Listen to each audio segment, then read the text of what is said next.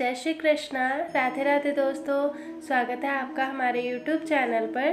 तो दोस्तों, आज की एकादशी का नाम पापमोचनी एकादशी है। तो आज हम पापमोचनी एकादशी की व्रत कथा कहेंगे।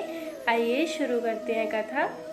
अर्जुन ने भगवान श्री कृष्ण से कहा, हे मधुसूदन, आपने फाल्गुन मास के शुक्ल पक्ष की एकादशी अर्थात आमलकी एकादशी के बारे में विस्तार पूर्वक बतलाया। चैत्र माह के कृष्ण पक्ष में आने वाली एकादशी का क्या नाम है तथा उसकी विधि क्या है?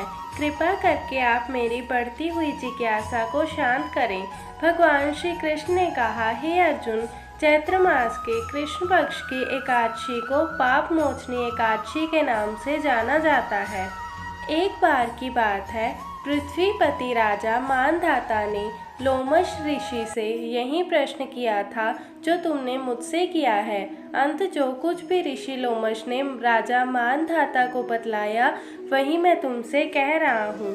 राजा मानधाता ने धर्म के रहस्यों के ज्ञाता महर्षि लोमश से पूछा, हे ऋषि श्रेष्ठ, मनुष्य के पापों का मोचन किस प्रकार संभव है? कृपा कर कोई ऐसा सरल उपाय बताएं जिससे सभी को सहज ही पापों से छुटकारा मिल जाए। महर्षि लोमश ने कहा, हे नृपति, चैत्र मास के कृष्ण पक्ष की एकादशी का नाम पाप मोचनी एकादशी है।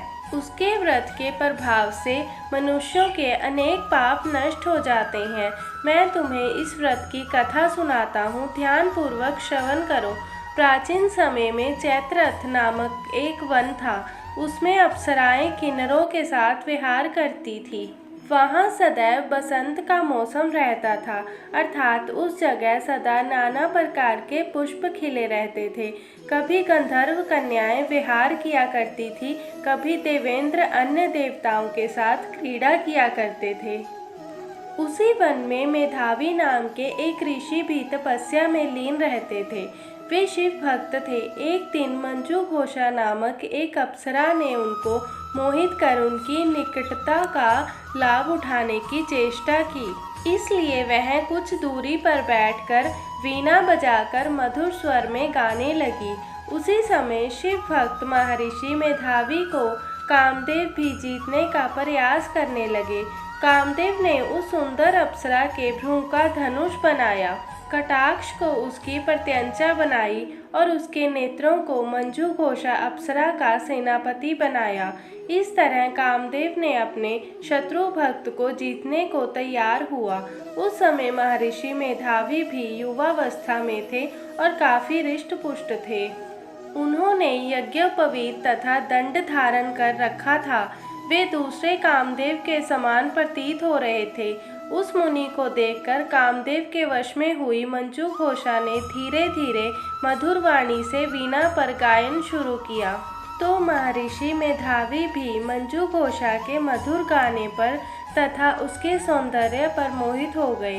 वह अप्सरा मेधावी मुनि को कामदेव से पीड़ित जानकर उनसे आलिंगन करने लगी। महर्षि मेधावी उसके सौंदर्य पर मोहित होकर शिव रहस्य को भूल गए और काम के वशीभूत होकर उसके साथ रमण करने लगे। काम के वशीभूत होने के कारण मुनि को उस समय दिन रात का कुछ भी ज्ञान न रहा और काफी समय तक वे रमण करते रहे। तदुपरांत मंजू घोषा उस मुनि से बोली, हे ऋषिवर, अब मुझे बहुत समय हो गया है, अंत स्वर्ग जाने की आज्ञा दीजिए। अप्सरा की बात सुनकर ऋषि ने कहा, हे मोहिनी, संध्या को तो आई हो, प्रांत काल होने पर चली जाना। ऋषि के ऐसे वचनों को सुनकर अप्सरा उनके साथ रमन करने लगी। इसी प्रकार दोनों ने साथ साथ बहुत समय बिताया। मंजू घोषा ने एक दिन ऋषि से कहा, हे विप्र, अब आप मुझे स्वर्ग जाने की आज्ञा दीजिए। मुनि ने इस बार भी वही कहा, हे रूपसी, अभी ज्यादा समय व्यतीत नहीं हुआ, कुछ समय और ठहरो। मुनि की बात सुन अप्सरा ने कहा, हे ऋषिवर, आपकी रात तो बहुत लंबी है। आप स्वयं ही सोचिए कि मुझे आपके पास आए कितना समय हो गया। अब तो ज़्यादा समय तक ठहरना क्या उचित है? अप्सरा की बात सुन मुनि को स्वयं का बोध हुआ और वह गंभीरता पूर्वक विचार करने लगे। जब उन्हें समय का ज्ञान हुआ कि उन्हें रमन करते 57 वर्ष व्यतीत हो चुके हैं, तो उस अप्सरा को वह काल का रूप समझने लगे। इतना ज़्यादा समय भोग विलास में व्यर्थ चला जाने पर उन्हें बड़ा क्रोध आया। अब वह भयंकर क्रोध में जलते हुए उस तपनाश करने वाली अप्सरा की तरफ भ्रुकुटी तान कर देखने लगे। क्रोध से उनके अधर कांपने लगे और इंद्रियां बेकाबू होने लगीं। क्रोध से थरथराते स्वर में मुनि ने उस अप्सरा से कहा, मेरे तप को नष्ट करने वाली दुष्टा, तू महापापिन और बहुत ही दुराचारनी है। तुझ पर धिक्कार है। अब तू मेरे श्राप से पिशाचनी बन जा। मुनि के क्रोध युक्त श्राप से वह अप्सरा पिशाचनी बन गई।